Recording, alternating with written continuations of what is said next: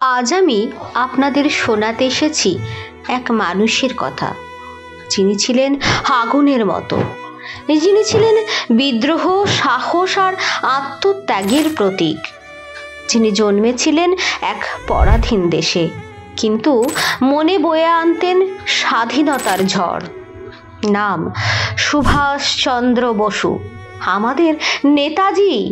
1897 সালের 23শে জানুয়ারি কটকে জন্ম নেন তিনি।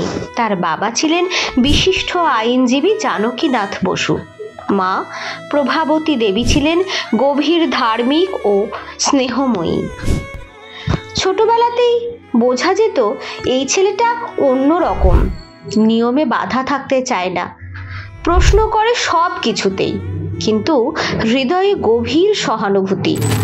স্কুলে এক গরিব পরিচ্ছন্নতা কর্মীর প্রতি শিক্ষকের দুর্ব্যবহার দেখে প্রতিবাদ করেছিলেন শিশু সুভাষ। তখনই জন্ম নেয় ভবিষ্যতের এক নেতৃত্ব। সুভাষের শিক্ষা জীবন শুরু হয় কলকাতায়। প্রেসিডেন্সি কলেজে পড়ার সময় তিনি এক ইংরেজ অধ্যাপকের বিরুদ্ধে আন্দোলন করেন, যিনি ভারতীয়দের অপমান করেছিলেন। পরে ইংল্যান্ডে যান ICS পরীক্ষায় অংশ নিতে। উত্তীর্ণ হন, তাও প্রথম দিকে। কিন্তু তিনি বুঝেছিলেন এই চাকরি মানে দাসত্ব। তিনি বললেন, আমি পরাধীন শাসকের চাকর হতে পারি না, আমি আমার দেশকে মুক্ত দেখতে চাই। তাই তিনি সেই চাকরি ছেড়ে ফিরে এলেন ভারতবর্ষে। শুরু হলো এক নতুন অধ্যায়। ফিরে এসে জড়ালেন জাতীয় আন্দোলনে। গান্ধীজির আদর্শে প্রভাবিত হলেও তিনি মনে করতেন শুধু অহিংসা নয়, চাই কৌশল, চাই শৃঙ্খলা, চাই সংগঠিত বিদ্রোহ।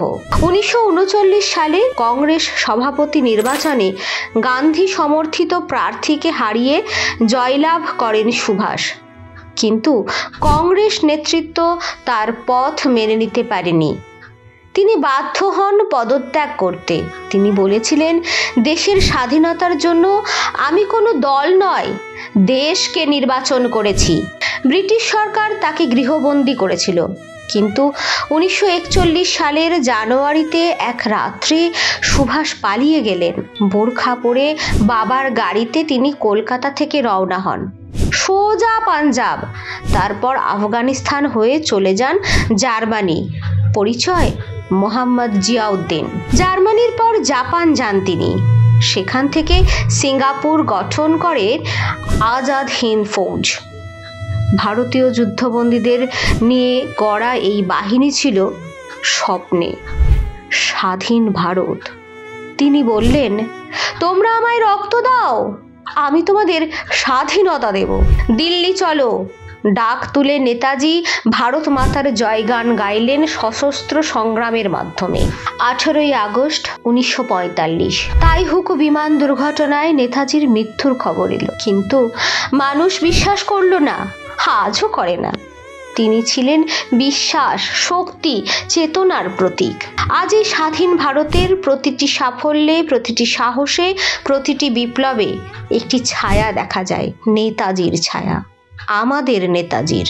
তিনি আমাদের শিখিয়ে গেছেন, কোনো লক্ষ্য অসাধ্য নয়, যদি তাতে থাকে আত্মবিশ্বাস ও আত্মত্যাগ।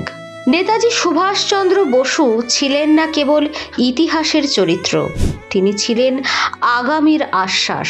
তিনি শিখিয়ে গেছেন, দেশপ্রেম মানে শুধু স্লোগান নয়, তা মানে আত্মার ত্যাগ, কর্মে দেশকে ভালোবাসা।